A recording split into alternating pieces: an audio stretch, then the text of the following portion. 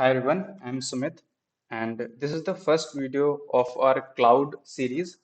So, since this is the first video, we will look into some basics of cloud and some basic terminology when we talk about cloud.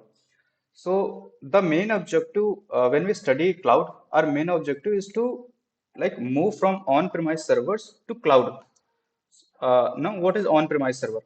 So when we go back 10 years ago or 15 years ago, when we don't used to have cloud, at that time we used to have on-premise servers. So what are on-premise server?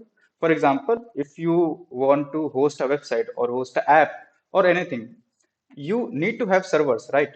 So what you can do is that you can go on the market, you can buy some these storage devices, these routers, switches, and you can configure firewalls by yourself.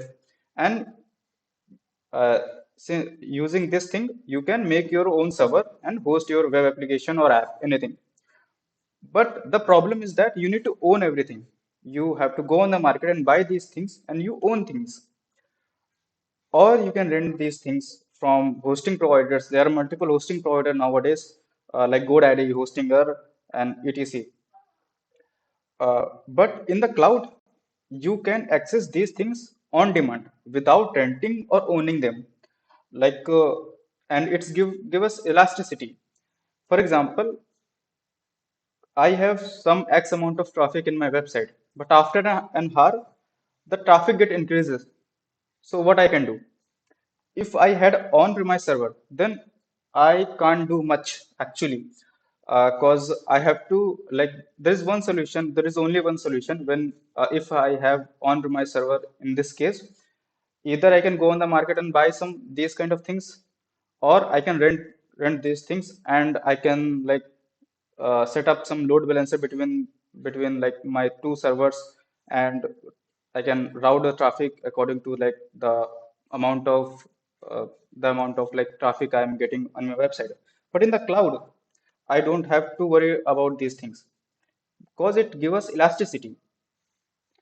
For example, if I have a website and after an hour, the X amount of traffic get increases by 10x, then I don't have to worry. I can just simply, by just clicking few buttons, I can simply add more RAM, more CPUs, and more power to my servers. And it has pay as you go model. For example, after an hour, again my traffic get decreases. So if I was on-premise server, then I could have wasted a lot of money because now my second server is useless. But in this case, on the cloud, I don't have to worry about the money thing because I can decrease the infrastructure, the server RAM or CPU. So it's pay as you go model. So whatever you use, you only pay that the bill of that thing. So now let's move to types of cloud services. So mainly we have three types of cloud services. First one is infrastructure as a cloud. So whenever we talk about types of cloud, we you can I just simply refer it to the responsibilities of cloud. Like how much responsibility I want to take as an organization. If I want to take only OS level responsibility, then I will choose infrastructure as a cost. Infrastructure as a cloud, sorry. The one example of this is EC2. When you spin up an EC2 machine, then you don't have to worry about like router switches, storage devices, and anything. है ना? You only have to worry about OS level things, right? So this is the one example, EC2. We will study about it in the future. The second one is platform as a service. So if I want to don't want to take the responsibilities of OS also. I don't want to manage Linux. I don't know how to manage Linux and all. I don't want to configure things by my own. I only want to write code, and I will only take the responsibility of my code. So, for example, if you are a startup and you don't want to take headache of deployment and scaling down, scaling up things, because as a startup you can't bear these things. Okay, so you can choose a platform level service of cloud.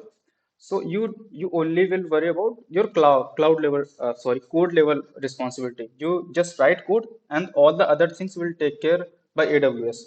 or any cloud, or if you're using Azure or OpenStack, anything. One of the example of platform as a service is serverless functions. And the third one is software as a service. So when you don't want to take any responsibility, you just want to like use some things. Uh, for example, if I just give an example, it's YouTube. Like when you use YouTube or Google, your responsibility is nothing. Like you just use these things. Similarly, AWS also provide some software as a service.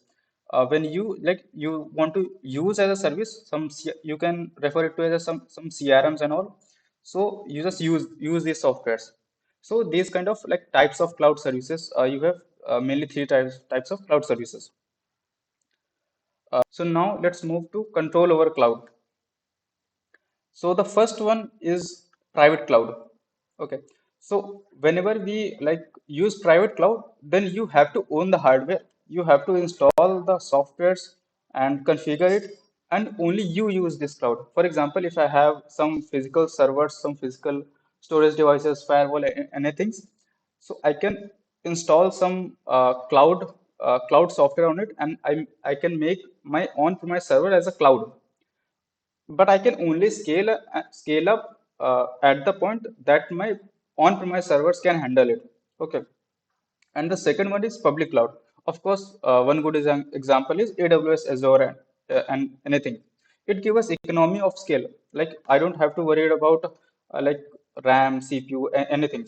So I can like use these things with minimum cost, and of course it gives us elasticity. And sorry, this is the third one. There is a typo mistake. It's called hybrid cloud. So when we use hybrid cloud, we get best of both world. For example, if I want to uh, run some services on private cloud, but some services are very sensitive.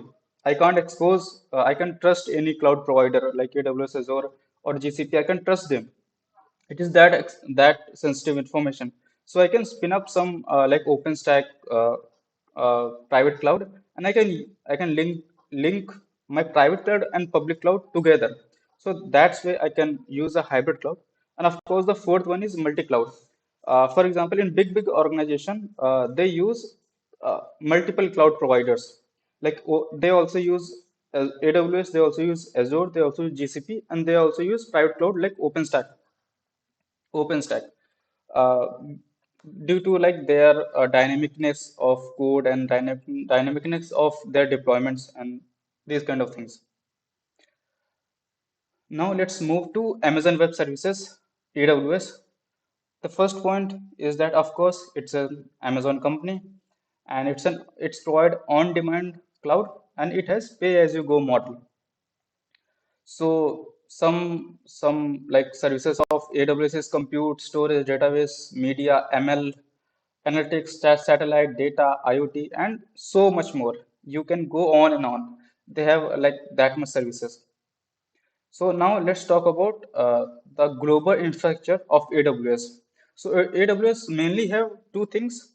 You will like hear these two terms a lot when you work with AWS. The first one is region.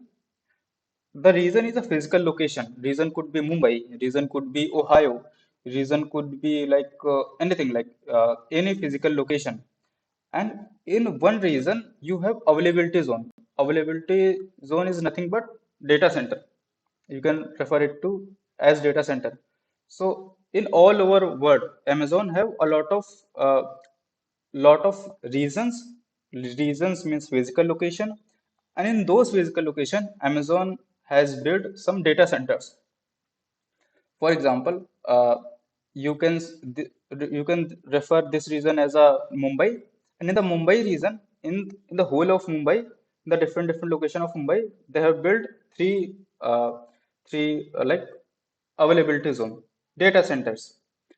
And in the different region, like it could be Japan, Ohio, they have another three availability zone, and AWS promote that you deploy your application on multiple availability zone.